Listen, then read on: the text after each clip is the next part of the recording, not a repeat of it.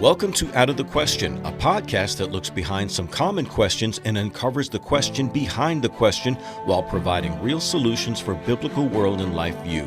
Your host is Andrea Schwartz, a teacher and mentor and founder of the Chalcedon Teacher Training Institute. Welcome again to this episode of the Out of the Question podcast. I'm posing the question today, can one person make a difference when it comes to a big issue? And the big issue that I'm going to focus on today is abortion. Well, my guest is the founder and director of Choice for Two. Her name is Laura Clausen, and her organization is Christian Anti-Abortion, and although based in Canada, has a worldwide outreach. Now, I first encountered Laura, not knowing she was Laura, when these series of videos kept popping up on my Facebook feed with a woman with pink hair, sometimes with fairy wings, and using an approach that I've always admired, if you can pull it off correctly, using irony and sarcasm at times to make a point. So, Laura, I don't know what the name is of your pink-haired alter ego, but I'm going to welcome you today, and thanks for joining me. Thank you so much. Thank you for having me. Yeah, she doesn't really have a name. We just call her pink-haired girl. Pink-haired girl.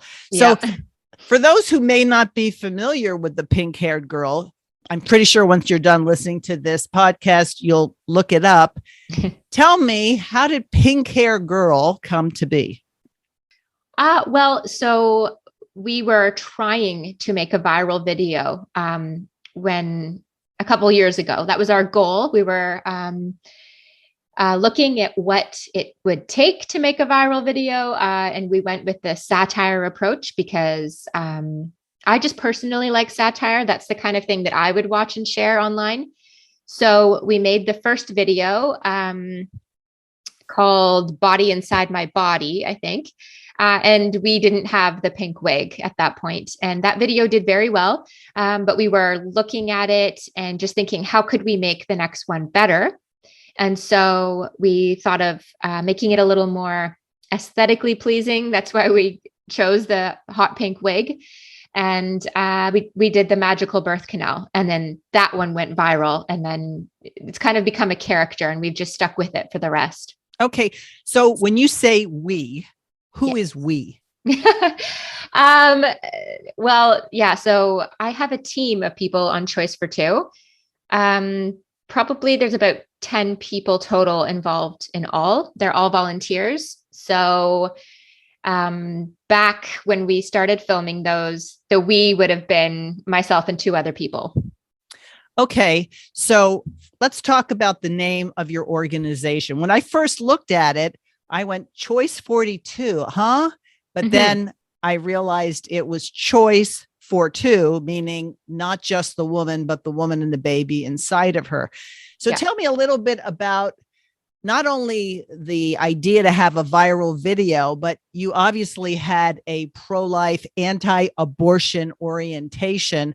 When did that start, and what prompted this change in direction or venturing into this new area? Okay. So Choice for Two, we chose the name because it is ambiguous. And as you're probably seeing in the US as well, we have a lot of censorship here in Canada online. So we wanted a name that would kind of fly under the radar. So that's why we have the choice, and it is Choice for Two. So though it is a woman's choice, she is choosing for herself, and she's also choosing whether or not her baby even gets to live. So that's what the name is about. And as for why I started it is I saw an opportunity to do something like this online, to really use social media and to reach women who are considering abortion, to reach them online. And so that's where Choice for Two came out of. Myself, I've always been very, interested in the issue ever since I was a little child and I saw a graphic abortion victim picture. that stuck with me. And it's always been something that I have it's kind of just been nagging at me my whole life. And I always just wanted to do something. And so then that's why I did choice for two. Okay, I'm just going to make a side point here. You just related something that's very similar to Lila Rose's experience, who started live action. And I happen to have known Lila as a little girl. And it confirms for me how important it is to not hide the reality of what goes on in our society from children. A lot of people think, I don't want to burden my child with the concept of abortion. It's too hard. But I know in terms of my own son, very early on, he became active with me as I would do various things. And to this day, it becomes a cause very close to his heart, and he puts his money where his mouth is. So I think that you're a good example of someone who had a conviction, and then as you matured, you figured out ways to reach people who potentially were not being reached. Yeah, it's yeah, for sure. Because I feel like when I saw it, I don't want to say like that it scarred me. Like I wasn't damaged as a child from seeing it. But it definitely stuck with me. And I'm not sure that I would like sit kids down and show them this stuff. But if there are activists out there doing work, and, you know, their target audience with the graphic images is not usually children, and which I think is fine. But if your kid does see it, I don't necessarily think that's a bad thing. Right. And I'm not saying that you burden children with the ugly. Right. What you can do is communicate to them that all people are made in God's image, all human life has value, and then acquaint them with the fact that there's some people who not only disagree, but they disagree in a very violent way. Yeah. Okay, so had you had any background in acting or video production before you became the Pink Girl? Yeah. I'm an opera singer. That was my professional job. So, and, you know, I've done a lot of different acting gigs in my life. So the acting thing, yes. The video side of it, no. But I just kind of knew how I wanted it to be. And so I just edited it in that way. And I'm getting some editing skills, I feel like. Right. Is your family supportive of this activity of yours, or did some people in your family caution you, I'm not sure you want to go down this route? Yeah, for sure. For sure, they did caution me. Certain people did. I think generally my family is very supportive. They're not as into this issue as I am. And a lot of my family is not even online. So a lot of them don't really know what's going on with Choice for Two. So, I think that's okay. Like, you know, my mom, she doesn't need to be seeing all this craziness online, but she is very supportive of me. Do you have a family of your own? I keep my personal life very private because I've had so many threats. I see. Yeah. So I just don't talk about anything to do with that. I see. Well, that's smart. I've got to say that when I first saw the first couple of ones, and then I started looking for the rest of them, what really struck me is how you took what people consider, well, this is what everybody thinks, and you started to show how nonsensical it was. So the one with the birth canal, for example, talk about that one. Sure. The magical birth canal. Yeah. So that's the idea that you don't become a human until you've passed through the birth canal, which is actually like legally, that's what it means in Canada to be a human, is that you fully exited the womb. So, I just wanted to show how silly that is by having, putting a visual to it. And we had the big sparkly birth canal, and then we had the baby, and, we put the baby here in front of the birth canal, not a human being. But if she comes through the other side, now she's a human being. And you went back and forth, human being, not a human being, human being. Yes. You also did one that sort of undercut the argument that a woman who has been raped should not deliver a baby. Talk about that one. So we didn't do a full video on that, but I think you're talking about the Better Off Dead video. Yes. Okay. Yeah. So that was one of the arguments. This is why one of the main reasons why people will say that we need abortion, because what if a woman gets raped when, in reality, the number of abortions happening for that reason is so tiny. But our whole, so that one was like, they're suggesting that a child is better off being murdered before they're born than to be born and live knowing that they were conceived through a rape. So yeah, we believe that life begins at conception, at fertilization. And so you're human. None of these circumstances matter. It's not okay to kill you because you might be poor. It's not okay to kill you because of how you were conceived. So that was that whole video. Right. But the very end of that one was particularly interesting because you'll show pictures of babies in the womb. And you said, oh, that one was conceived in rape. No, I'm sorry. I'm mistaken. No, that one. My gosh, you can't tell them apart, which I thought was a great play on words. You can't tell certain ethnic groups apart if you're not part of it. But I like the way, even for someone like myself who doesn't have any question on this issue, it sort of gave me talking points, which I think your Pink Girl helps people have. And because it's so bizarre, at first it reminded me of like Geico commercials where they would do just really strange things to get your attention, that in a lot of ways, that's what you were doing. Yeah, that's what we're trying to do. We're trying to get people to watch them and share them around and start these conversations. There was another one you did with a young woman who has Down syndrome, and instead of having her in a pink wig, you had her in a blue wig. Talk about that.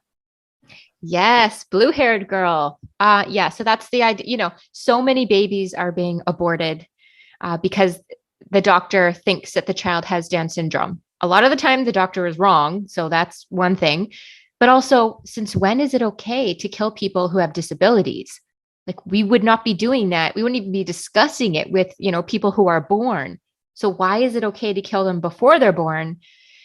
So we had the girl there wearing her blue hair, which was to represent that she has Down syndrome. And then I was there with the pink hair, kind of taking charge of the conversation and telling her what I think is best for her, which is that she shouldn't be born.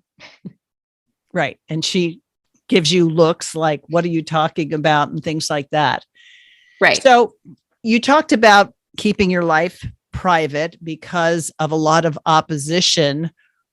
Other than the standard, you don't have a right to your opinion. What kind of opposition? What was being said to you?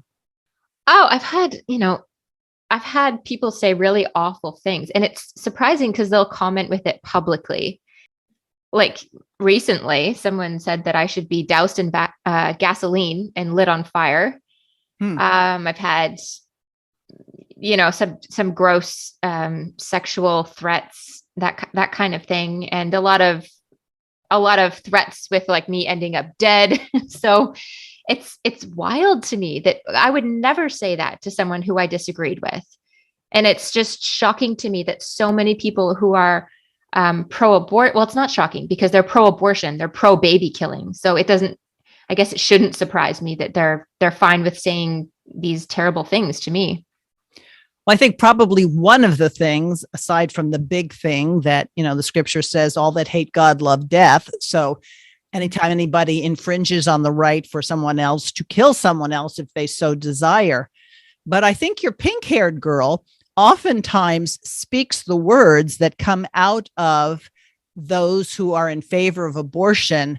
And it probably strikes a nerve because you're not doing the standard, this is my position and this is why your position is wrong. Pink-haired girl actually espouses the position of the pro-abortion movement.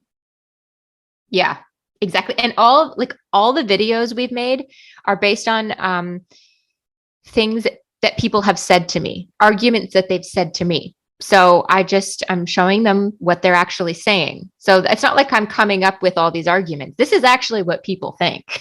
Exactly. And I think that's where satire, being ironic in what you're saying, actually convinces people who maybe have not heard another position. So you're clearly not necessarily talking to people who are diehards on this, that this is their position. You're coming into the life of people who maybe have not thought about it in the ways you'd like them to think about it. That's right. Yeah. We have, we have a bunch of different video series, and they all have a different target audience. So exactly what you just said, that the pink-haired videos are made for the people who are on the fence or people who just never thought about it really. And then you have a series of videos telling women that, yeah, okay, this is not where you wanted to be, but you're strong enough to choose life for your baby, which will ultimately be choosing life for yourself. That's right. Yeah, the Choose Life series. Yeah, and those are true stories where just women that I've connected with over the years, they approached me and said they'd like to share their story. And so exactly, that's what we did. One of the things that I like about your orientation, and I've gone through your videos and also your website, is that unequivocally you're saying abortion is murder. Now, that doesn't mean that you hate all people who have had abortions or supported abortions, but I think it's very important not to try to soft pedal the idea and just make every woman who's had an abortion a victim.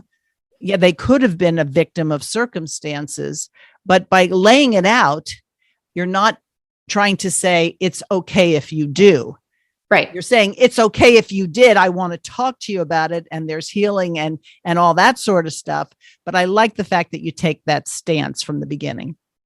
Yeah, we just want to be really clear on that. And that is a change for us. We in the past weren't as clear on that, which led to, I'm pretty sure, some babies being murdered because we weren't as straightforward as we could have been. So, and I don't hate anyone, right? Like, regardless of what they've done, it's not, I don't have hate toward anyone. And yet, yeah, the whole victim thing is interesting because I feel like that's pushed a lot within the pro-life movement, where they're kind of saying the baby's the victim, but the mom is the victim too. And I understand that abortion is terrible for women. I've walked with women, who are post-abortive, and it's so awful. But the person who dies, the person who has their arms and legs ripped off or their skull crushed or their body stabbed with poison, like that's the victim of an abortion. And that woman might be pressured and times might be really hard, but I truly think the baby is the victim of abortion. And so we need to be clear with that. And I mean, there are situations where you'll have like a sex trafficked victim who is literally tied down to a bed and an abortion is performed on her.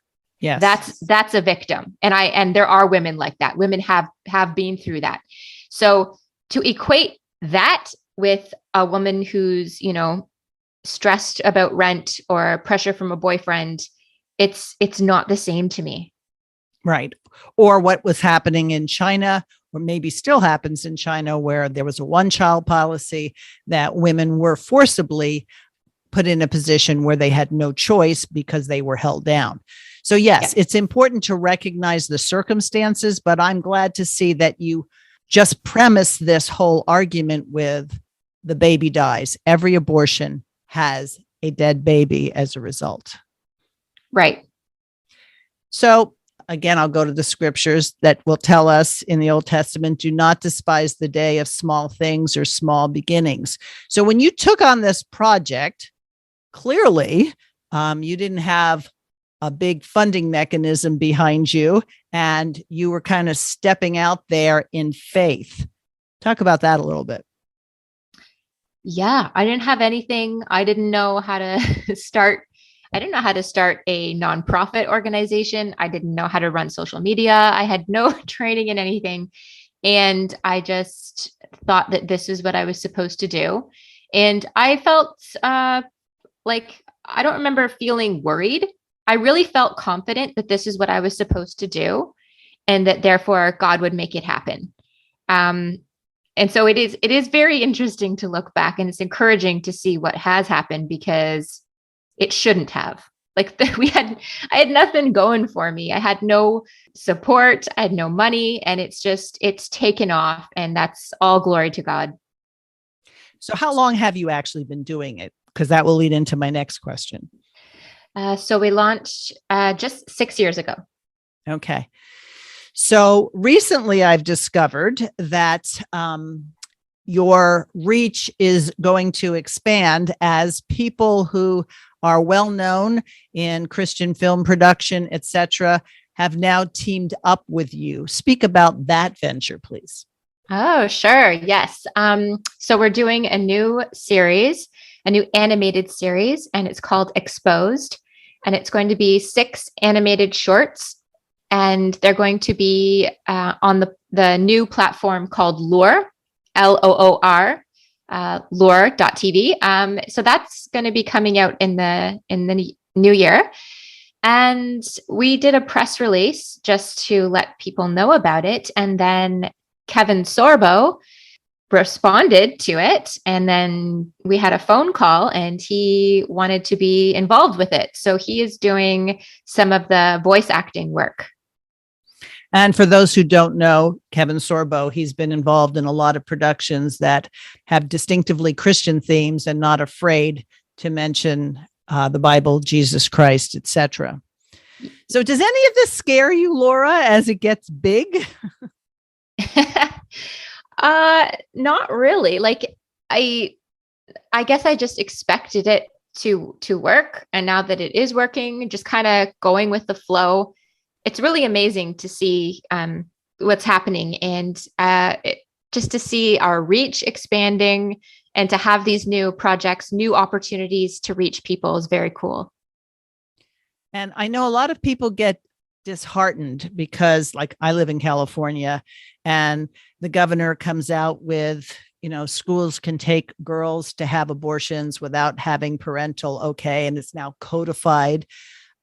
And I think a lot of the reactions we're seeing has to do with the success of ventures like yours and others that are really undercutting the narrative and helping people. Yeah, that's exactly what we're trying to do. And yeah, we help women in so many ways, and we give our followers the opportunity to help women. So, if a woman has a need, then we'll fundraise specifically for her, and people can then, donate to her. So it's very cool to kind of mobilize this whole movement. So you mean as somebody shares their story, it's sort of, like we know these medical sharing organizations that people can directly help individual women? That's right.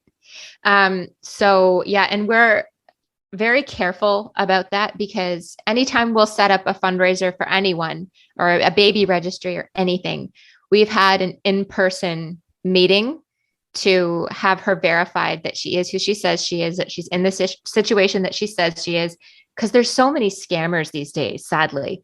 Yeah. So so we take that very seriously. So any fundraiser that we post, that woman is who she says she is. And then, people can directly help her.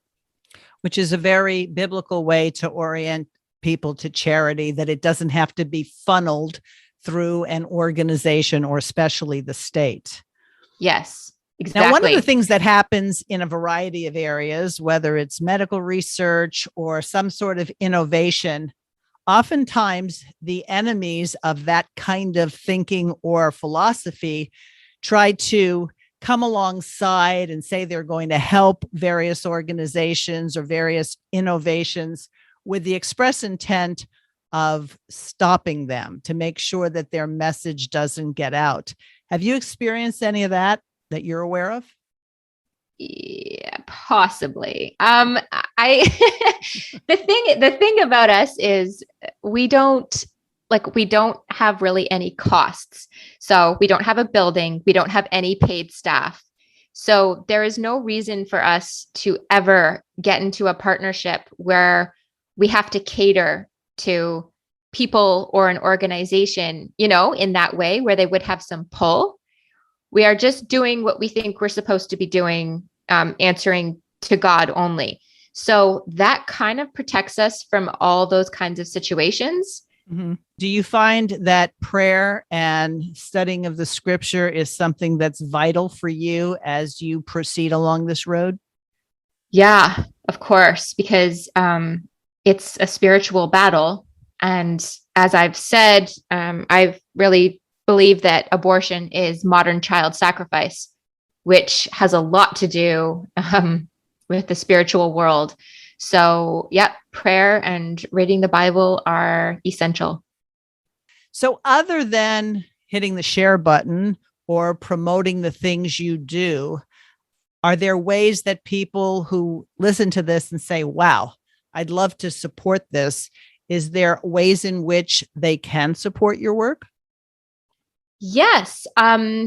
So we accept donations, which go toward, like I said, we have no fixed cost. So everything goes directly to either helping women or it goes toward our media creation. So they could do that through our website, which is choicefor2.com. But the main way that people can help, I think, is by speaking out themselves. We've created, we're trying to create more and more content that people can share to start these conversations within their own circles. And I really think that the anti-abortion side needs to step up and stop being afraid to be anti-abortion, which is kind of what the media has made us the bad guys. So I think that we need to be not ashamed to be anti-abortion and to act accordingly and to speak up for all these children that are being slaughtered daily. That's the main thing people need to do. Right. And that ties back in with let's calling it what it is. Abortion is murder. So I can be anti-death. I can be anti-poison. I can be anti-cruelty and not have to apologize for my anti-perspective. But I do think early on, people started to say, we're not anti-abortion, we're pro-life. Well, you kind of have to be anti-abortion to fight this fight, because otherwise, what are you fighting? Yeah, it's a funny thing too. I recently did a conference here in Canada, and I did a question and answer at the end. And the first person up said, "You need to use the term pro-life. You shouldn't use anti-abortion." And they were saying, we've used pro-life for the last, I forget how many years. This is the way it is. And like pro-lifers even take offense to saying they're anti-abortion when there's nothing to be ashamed of. We're against abortion. We're anti-abortion, right? Exactly. So I've just embraced it. I actually had a Vice. We were on a Vice episode. So Vice TV came and filmed us for an episode. And the interviewer kept using the word anti-abortion to me in the interview. And, I was just answering the questions. And then she stopped and she was like, "I'm using the word anti-abortion and that doesn't seem to be bothering you." Right? And I was like, why would it bother me? Like, I am anti-abortion. And she was kind of surprised by that. And just, that's interesting. She's trying to get to me during an interview, but yes. Yeah. Mm-hmm. One of the things I love about your Pink Girl videos is you're just saying. And I have noticed that the more I watch your stuff and I say things to people that are true, they might not like it, I'll look at them and say, just saying. Nice. All righty. So what would your encouragement be to not only the average person, but parents in terms of encouraging their children, be they boys or girls, to be inspired by what drives them, what they're passionate about, and how it can turn into something much more than anyone else could have imagined? Yeah, that's interesting. I think just encourage them to pray to God, to ask him to use them, I think is what it really comes down to, because God can use anything, right? And God can use anyone, and God could use any passion if he wants to. So that's kind of what happened with me. As an example, you said you were an opera singer, and I wonder if there's any way for me to hear you, because this sounds like so different from what a opera singer would do, but also that you were not afraid to get in front of people. But that's not the same as, for example, writing a script. So someone who could never fathom getting up in front of a group of people and doing what you do as Pink Girl could potentially write the script, or could potentially run the camera, or could potentially do what it takes to get it onto social media. So all the talents people have can be used and working with others to get the mission accomplished. Yeah, for sure. Like if God wants it done, he'll help you to do it. Like I didn't have a lot of skills that I'm using now. Wasn't trained in these things. And, now I can do them. So I think God just helps you.